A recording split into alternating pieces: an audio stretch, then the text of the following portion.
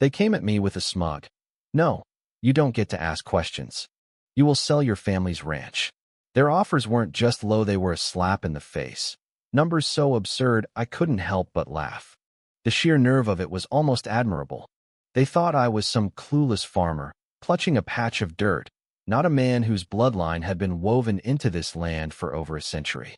What they couldn't fathom, in their sterile world of cookie-cutter mailboxes and obsessively mowed lawns, was that their pristine Maple Grove estates was, in a very real sense, mine.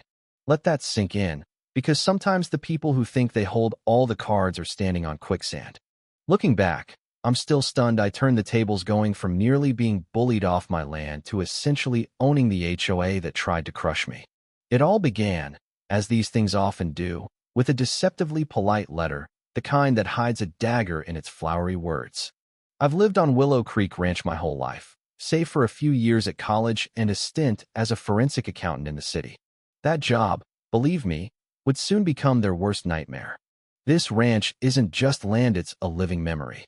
My grandfather teaching me to rope under a sky blazing with stars, summer nights alive with cicadas so loud you'd swear the heavens were humming. 300 acres of rolling hills, ancient willows, and a creek that whispers secrets as it carves through the property. Pressed against my fence sits Maple Grove Estates, a glossy HOA development hacked out of old pasture land. 20 years old, but it might as well be another planet. Endless beige houses, endless rules, and zero warmth. The first letter arrived on heavy cardstock, stamped with 2 pathetic maple leaves, screaming branding over substance. It was from their president, Cynthia Hargrove, though I'd bet she went by Karen behind closed doors. Her words dripped with talk of community vision and aesthetic unity, phrases that make my skin crawl. She suggested my ranch, with its rustic appeal and farm activities, didn't fit their upscale vibe. Oh, and would I consider selling to the HOA for their so-called fair market value? No number, just the implication they were doing me a favor. I chuckled, tossed it in the trash, and thought that was that. A week later, Cynthia rolled up in a gleaming white SUV, decked out in athleisure, so pricey it probably cost more than my truck. Her hair was a lacquered fortress, her smile as fake as a $3 bill. She pitched a $200,000 offer for the entire ranch house, barns, water rights, everything. I nearly choked on my coffee. This land was worth at least 10 times that, and she damn well knew it. MS. Hargrove, I said, keeping my cool. That's not just low, it's imaginative. The ranch isn't for sale, especially not for that. Her smile twisted into something sour, and she launched into a spiel about how my cows, my noise, my existence was ruining life for her residents. I pointed out my fence was solid. The smells came from honest work, not their backyard barbecues, and the only mess was in their heads. She let a threat linger, muttering about protecting property values and standards. But here's the thing, my ranch wasn't under their HOA, and it never would be.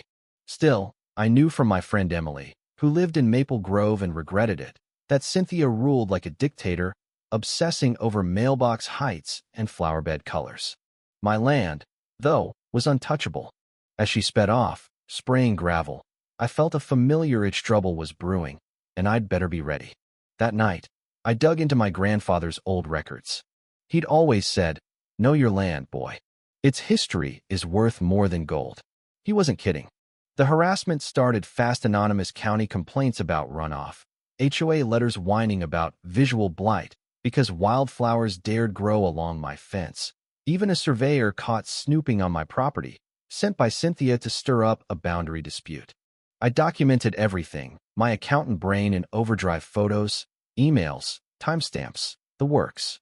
The offers crept up, $250,000, then $300,000, each delivered with more venom. "Take it, or we'll explore other options," Cynthia sneered at my gate, acting like she was Napoleon. I asked if those options included a hostile takeover by Petunia police, which didn't land well. The pressure was meant to break me, but patience is in my blood, and I'm a bloodhound with a paper trail. Night after night, I pored over dusty ledgers until I found it. A 99-year ground lease, signed 25 years ago with a developer called Horizon Valley Homes, covering land that matched Maple Grove's footprint almost exactly. My pulse raced. Had my grandfather leased the land, not sold it? If so, the HOA didn't own their precious neighborhood, they were tenants. The lease was airtight. They couldn't harass Willow Creek Ranch, couldn't interfere, couldn't be a nuisance. It was almost too perfect. I took it to Walter Grayson, a semi-retired property lawyer with a razor-sharp mind and a comedian's wit. He read the lease and grinned. Your granddad was either a genius or the luckiest bastard in the county. The best part? Walter told me to keep quiet and let Cynthia bury herself. So, I kept documenting herbicides sprayed on my roses for visibility, more animal control calls, every petty move. Cynthia, oblivious, doubled down with a final $350,000 offer, threatening all legal remedies if I didn't comply.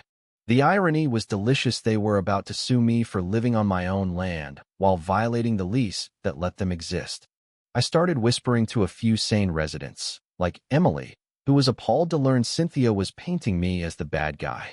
When Cynthia's 30-day deadline passed, she called an emergency HOA meeting to whip her minions into a frenzy, vowing to force the sale for the community's good. Walter and I decided it was time to strike.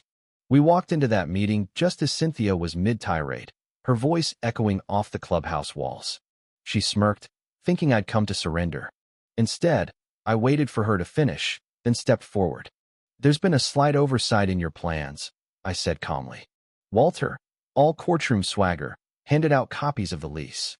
The room went dead silent as people read. Cynthia's face drained of color, her eyes darting over the pages. Walter laid it out. Maple Grove, every house, every manicured lawn, sat on Caldwell land, leased for 99 years, with strict rules against harassing my ranch. Violations meant fines, or, worst case, lease termination, eviction, the whole deal. Panic erupted. Residents turned on Cynthia, shouting, "Did you know? Why didn't you tell us?" She stammered, trying to spin it, but the truth was undeniable, printed in black and white. That night, Cynthia's empire crumbled, not with a fight, but with the rustle of papers in a room full of betrayed neighbors. Within days, she resigned, her SUV parked with a for sale sign. The new HOA board came to us, all apologies and humility. We didn't end the lease, that was never the goal. Instead, we negotiated a public apology, a hefty annual ground rent reflecting reality, ironclad protections for my ranch, and a permanent advisory seat for me on the board. They paid to replant my roses and let the wildflowers grow free. Emily got elected to the board, and she says the neighborhood's vibe has shifted, less paranoia, more actual community, people waving instead of spying. Willow Creek Ranch remains the beating heart of my family's story, now the foundation of a community that pays well to be part of it. I learned never to underestimate the power of history or the quiet ones who know it cold. Sometimes, the best revenge is living well and letting the truth, not the loudest voice, win.